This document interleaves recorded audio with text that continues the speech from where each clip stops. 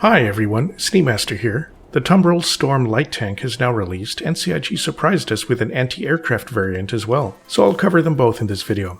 The Storm is a tank with a gun turret on it, while the Storm AA has various missile launchers on a turret. They are both drivable in-game right now. They are both the same size at 10.5 meters long, 7.5 meters wide, and 3.6 meters high. They are designed for a crew of 1. The player enters the vehicle from the front, where armored doors open up and a chair drops down. Inside, the player has some HUDs and then a virtual display of the outside. There are no actual windows, but the outside is simply displayed in the cockpit. There are component access points all around the outside of the Storm tanks, with panels you open up. One panel on the front left has a gun storage to keep any large weapons. There is also gear stowage of 100k micro SCU. The Storm and the AA variant both have a single size 0 shield, Class C civilian grade, the same as the RSI Ursa rover. The vehicle has just a little less armor than the Tumbril Nova tank, and 4 times the armor of an Ursa rover. There is a size 0 radar and a size 0 power plant. The radar isn't very long range, but enough to detect ships at short missile range.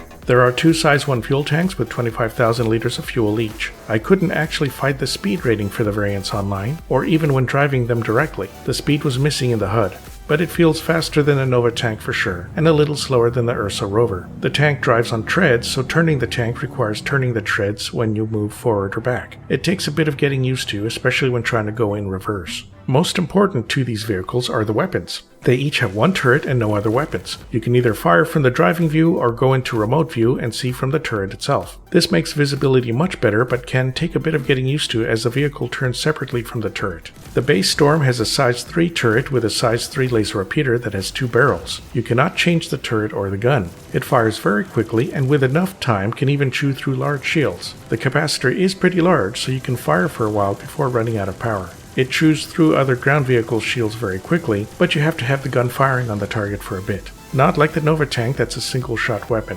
It will struggle a bit with armor though, so more armored ships and ground vehicles can resist a bit longer once armor is implemented. The Storm AA has a turret with a ton of missiles. You can't change the turret or the missile launchers, but you can change the missiles inside them if necessary. The turret on the Storm AA cannot turn left or right, so you have to turn the whole vehicle when you need to aim to the sides. The turret has 2 custom missile launchers with 32 size 1 missiles each, for a total of 64 size 1 missiles, and then 2 turrets with 8 size 2 missiles each, for 16 size 2 missiles. That is a total of 80 missiles on 1 ground vehicle, and that is a lot of missiles. You can also fire 8 missiles at a time too, so you can overwhelm targets. The size 1 missiles will definitely take out light fighters if you hit them enough with a swarm. The size 2 missiles work great on medium targets, but ships with more armor or heavier shields may take quite a few missiles before being destroyed. The Storm and the AA variant are smaller than the Tumbril Nova, but they are wide vehicles, so they only fit in a few ships currently. That includes the Drake Corsair, the Anvil Carrack, the Crusader Hercules variants, and the 890 Jump.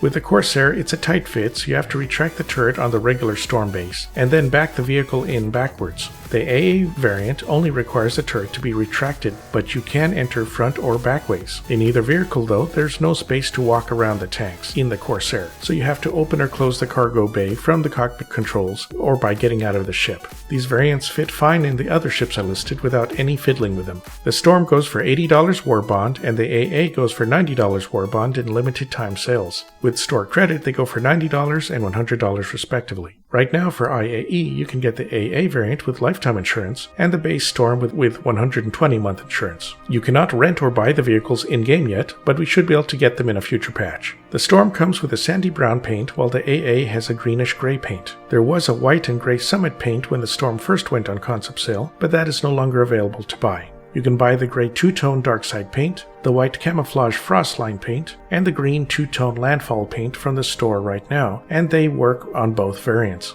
The Storm variants are light tanks designed for greater speed than a full tank and more armor than rovers. The base Storm is used for safely scouting ground locations or taking out light ground vehicles or infantry. The armor and shielding is good enough to withstand most small arms or size 1 guns to a degree. You can use the Storm for exploration or ground control, as they have decent guns and speed. They would also work to take out ground turrets at underground facilities to make it safe for ships to land nearby. Plus, the weapon storage means you can drive up and carry your guns with you. The Storm could be used for bounty hunting targets that have landed by sneaking up with their speed and stealth. The AA variant is designed for mobile anti-aircraft defense, but the missiles can hit ground targets too. The AA is great for defending airspace around important locations such as Jumptown, but they can be used as artillery against infantry and ground targets. You can even dumbfire the missiles as well, but they have a minimum lower elevation, so you can't dumbfire too close to the AA. You can also change the size 2 AA missiles to Rattlers to further swarm targets with missiles, as Rattlers have multiple smaller missiles inside them. The AA has a lot more missiles than the Cyclone AA or the Ballista, but they are smaller missiles than the Ballista carries, so you won't be able to take out large ships very easily unless you are very lucky. The only drawback is the turret doesn't turn left to right, so the AA is slower to catch up with moving targets. It's best to use the AA from a hidden spot and surprise your target. Once they start dodging, then it'll be harder to hit them.